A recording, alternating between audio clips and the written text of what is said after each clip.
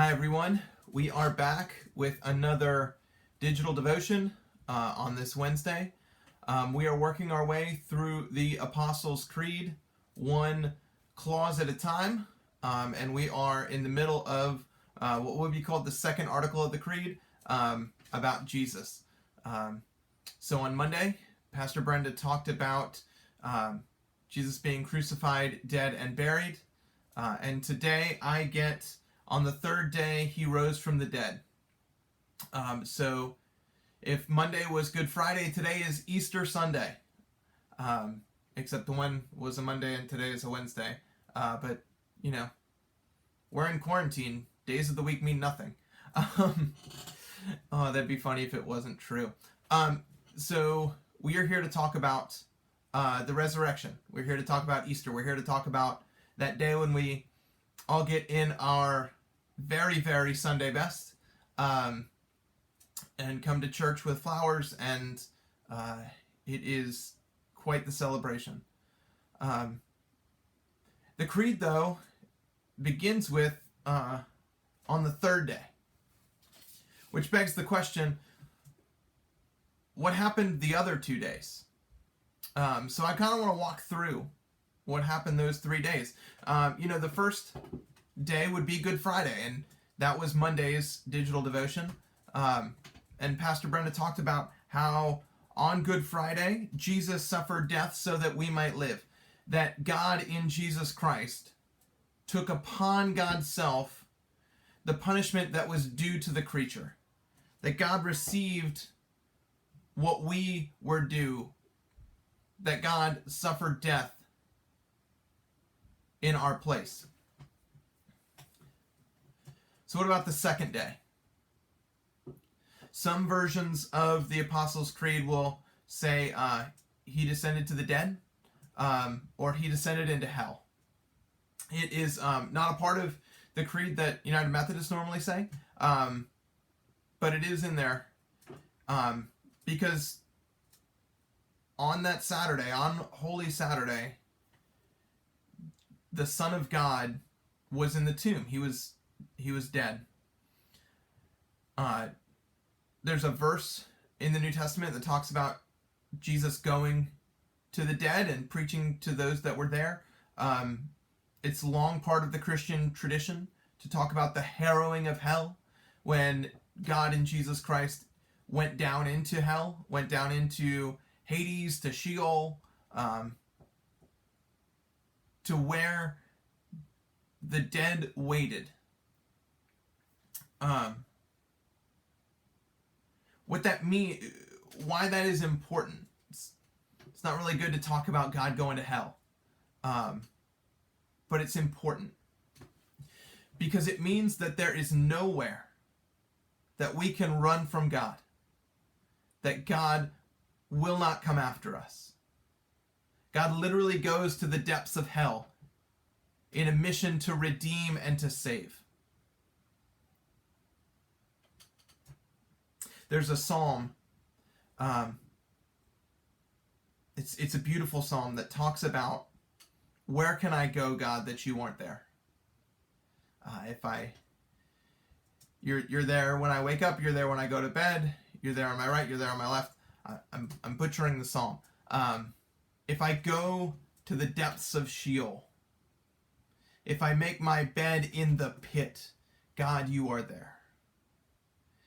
It's almost as if the psalmist is like talking about, he's trying to make plans for how he could get away from God. There's a book that I read to my kids from time to time, where a little bunny is talking about running away from, or trying to figure out how far he could go to escape his mother's love.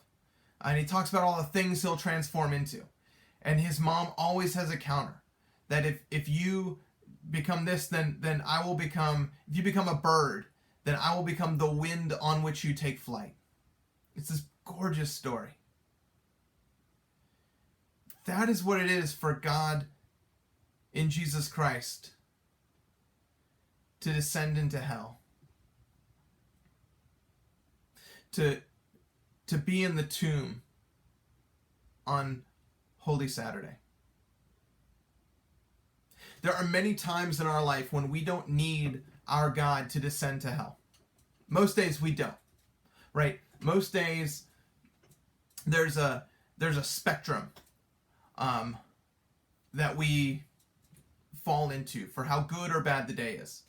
On our worst days, seems like nothing can go right. We didn't sleep well. We wake up not feeling great. Maybe we have like an allergy, sinus headache. We're awoken earlier than we want to. Have you ever woken up like 3 minutes before your alarm was set to go off? Whenever that happens to me, it just puts me in a bad mood for like 3 hours. Our mornings are just filled with interruptions. Traffic is terrible. Just nothing is going our way. Maybe our coworkers are crankier at us, or we have a big project that we didn't do to our best, or we put off too much, and so we have a really stressful day that is just punctuated by interruptions. Or there are some days when everything works out great. When we wake up right as our alarm clock goes off, but it feels like we got an extra 90 minutes of sleep somehow. When the sun is shining, there's maybe a coolness to the air. There's little to no traffic. And just everyone is pleasant. There's no line at Starbucks. Now I'm just speaking of a fictional world. There are most of our days fall somewhere in between, right?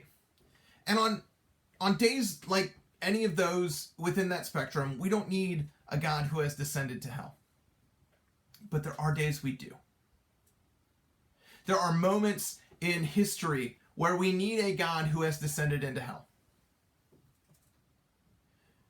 When we think about the Holocaust, when we ask the question, where is God in Auschwitz? Well, we know our God is with those who suffer in Auschwitz because our God was in the tomb on Holy Saturday. Our God descended into hell. And so God is present with us when we see hell here on earth. God is with us in the face of abject horror. God is with us in the face of violence. God is with us in the face of racism. God is with us in the face of white supremacy. When we look at the evils in our world, when those evils surface, when we shudder to think about what we are capable of doing to one another, the harm we are capable of doing to one another, God is with us in those moments. The God in Jesus Christ who descended to hell is with us in those moments. There is not a place life can take us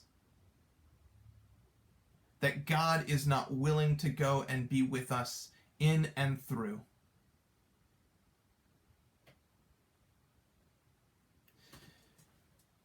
On the cross, God endured the worst of what we can do to one another. And in going to hell, God endures the ultimate consequences of sin and death. God meets those forces on their own turf. God does battle with sin on the cross and with death in hell. And on the third day, he rose from the dead. On the third day, Christ emerges victorious against his battles with sin and with death.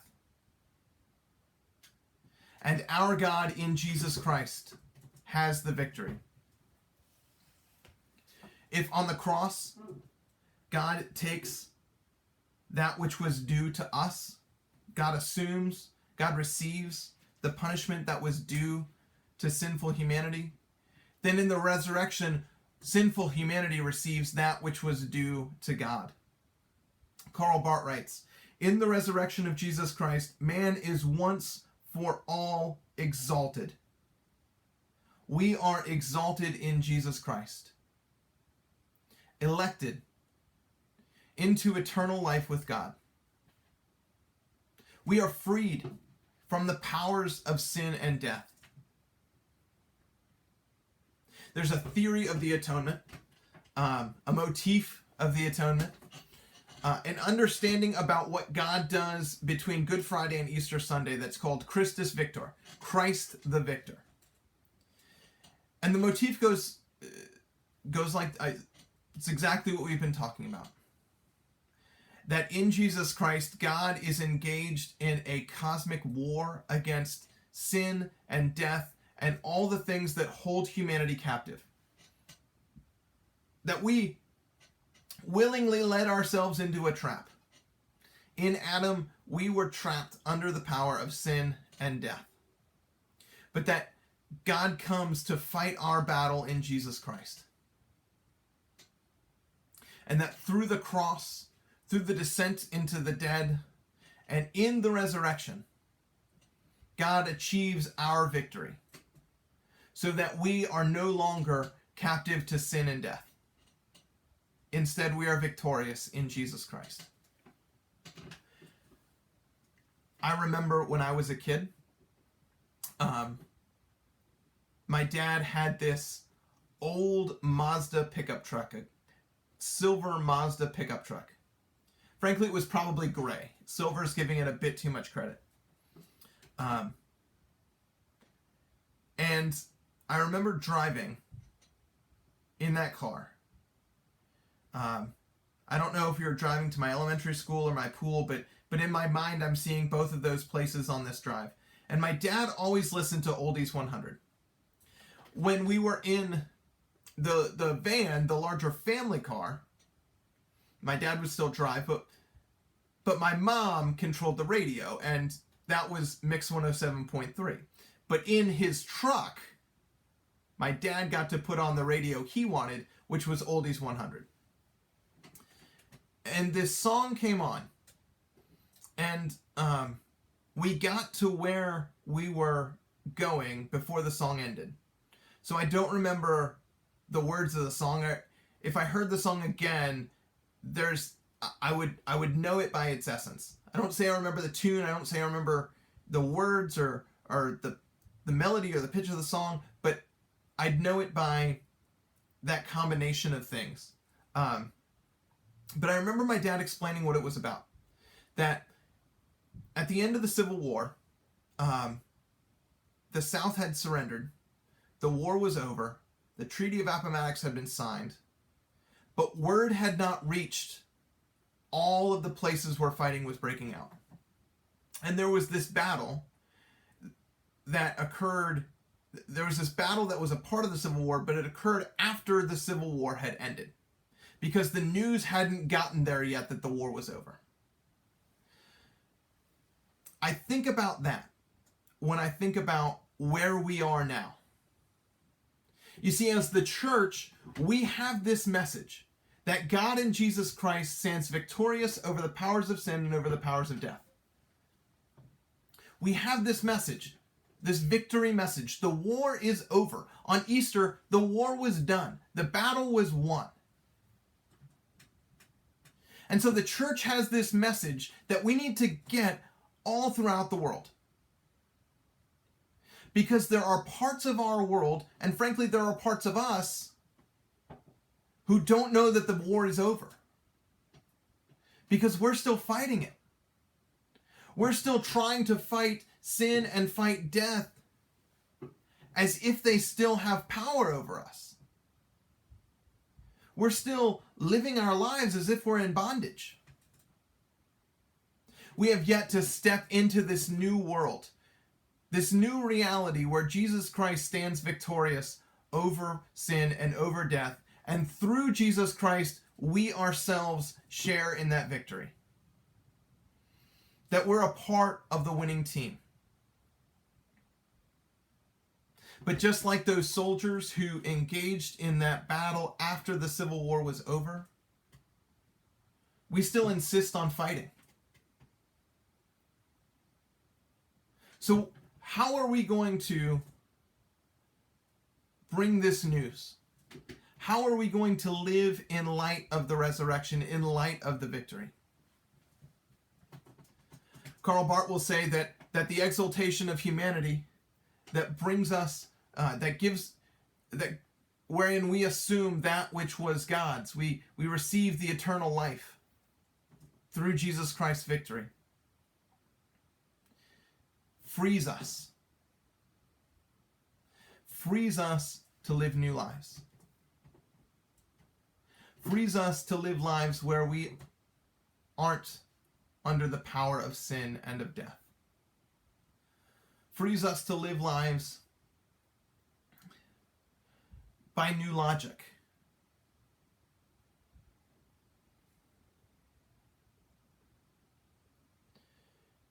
You are victorious. Through the resurrection of Jesus Christ, you have victory over sin and over death. What are you going to do with that freedom? How are you going to live, knowing that sin and death no longer hold sway?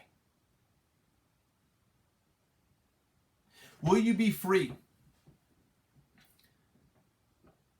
to say that evil, injustice, and oppression have no place here, have no place in this new world,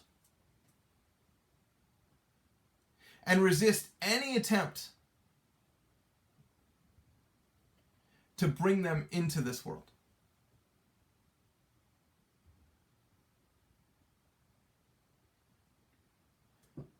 Will you live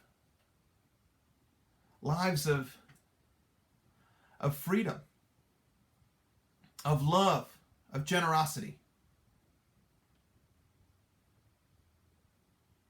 Will you live as if this isn't the only experience of life we will have? Will you be a free and forgiven people?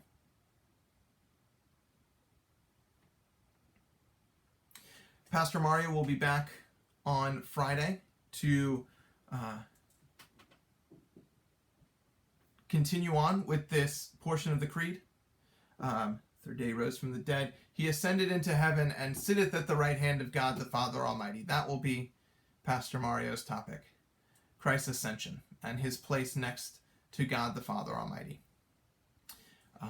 So I hope you check that out. I hope you will again join us on Sunday for online worship at 10 a.m. on Facebook, YouTube, and our website.